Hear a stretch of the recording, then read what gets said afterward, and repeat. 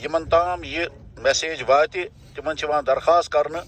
کہ علاقہ نور باغس مز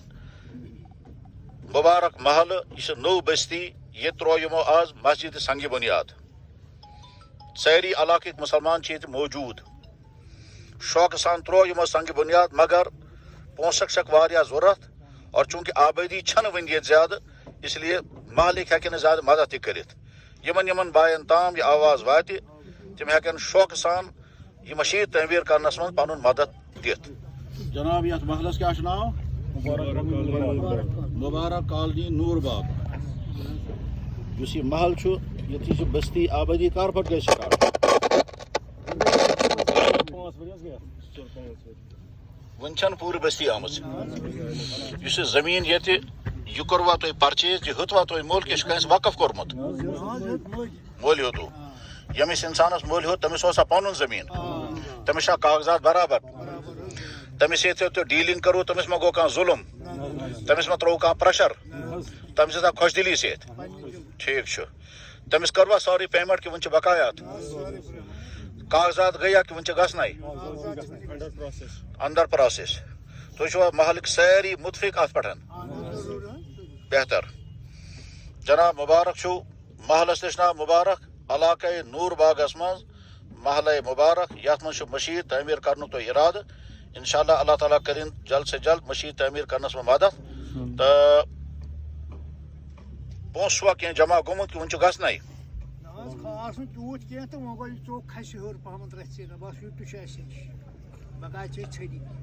تو اس پلان بنومت یہ بوڑ پلان میں تو تقریباً 1 کروڑ الپل تام گسی ٹھیک تمام ایمان ول بھائی یمن تام یہ میسیج واتی تمن چھ درخواست کرنے کہ علاقہ نور باغس مز مبارک محل یہ نو بستی یہ ترو یمو آز مسجد سنگ بنیاد ساری علاقہ مسلمان یہ موجود شوق سان ترو یمو سنگ بنیاد مگر پونسک شک واریاہ ضرورت اور چونکہ آبادی چھن ون یہ زیادہ اس لیے مالک ہیکن زیادہ مدد تہ کرت یمن یمن بائن تام یہ آواز واتی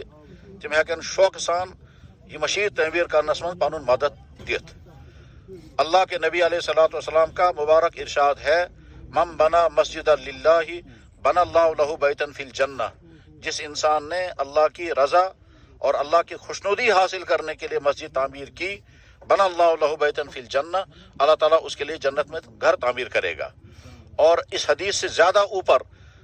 یہ بات ہے کہ اللہ نے قرآن کریم میں فرمایا انما یعمر مساجد اللہ من آمن باللہ والیوم الآخر واقام الصلاۃ وآتى الزکاۃ ولم یخش الا اللہ فعسى اولئک ان یکونوا من المہتدین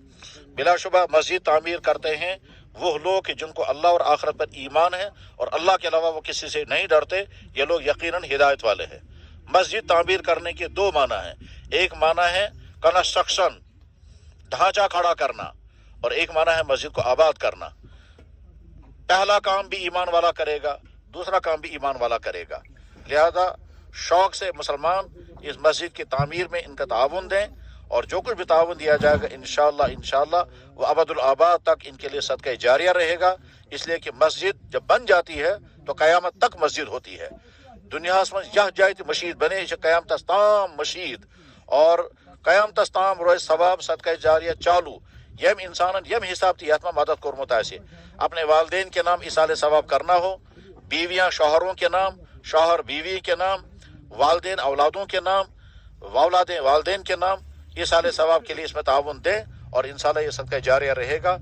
اور یہ نمونہ ہے کہ حضرت ابراہیم علیہ السلام نے خانہ کعبہ تعمیر کیا تھا پھر کہا تھا ربنا تقبل منا انک انت السمیع العلیم اور جناب رسول اللہ صلی اللہ علیہ وسلم جب مدینہ شریف تشریف لائے تو پہلی مسجد آپ نے مسجد قباء تعمیر کی جس کے بارے میں اللہ نے فرمایا لمسجد اسست علی التقوی پھر دوسری مسجد نبوی تعمیر کی جبکہ اللہ کے نبی علیہ الصلوۃ والسلام نے ابھی اپنے مکان اپنی رہائش کا کوئی انتظام نہیں کیا تھا پہلے مسجد تعمیر کی ہے اور آپ فرمایا تھا وہاں یا بنو نجار سامنونی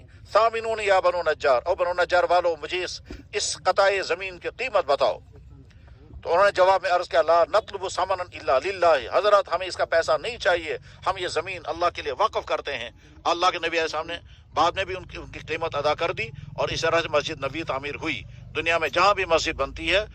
اسی مسجد نبوی کے نقشے اور تعمیر کے مطابق بنتی ہے، تو لہٰذا یہاں کے مسلمان بھی شوق و جذبے کے ساتھ اس مسجد میں وقت بھی لگائیں، پیسہ بھی لگائیں، مشورے بھی دیں، اور باقی مسلمان جن جن تک یہ آواز پہنچے وہ بھی شوق و ذوق کے ساتھ اس مسجد کی تعمیر میں حصہ لیں۔ اللہ تعالیٰ شان اس کو سب کے لیے آخرت میں اجر عظیم کا ذریعہ بنائے۔ وآخر دعوانا الحمدللہ رب العالمین۔